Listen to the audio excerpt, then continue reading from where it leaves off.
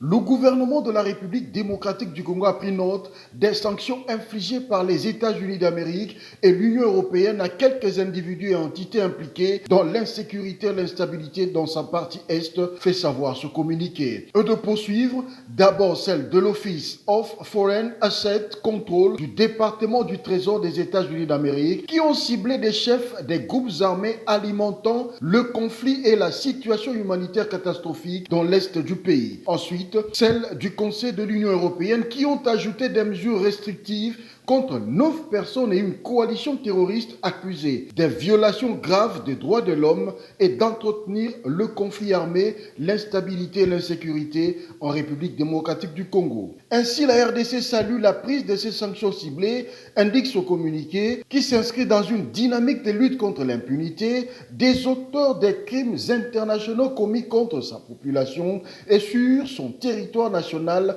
tel que détaillé dans le dernier rapport du groupe d'experts des Nations Unies. De ce fait, le gouvernement de la République souligne l'importance des sanctions ciblées supplémentaires contre les dirigeants du Rwanda impliqués dans la chaîne de commandement supervisant la campagne de déstabilisation dans l'Est de la RDC. Ces sanctions, ajoute ce communiqué, sont indispensables pour mettre un terme aux violations graves du droit international qui perdurent dans un contexte de tolérance internationale et d'impunité et pour favoriser un environnement propice à des solutions durables dans les conflits récurrents de la région des Grands Lacs.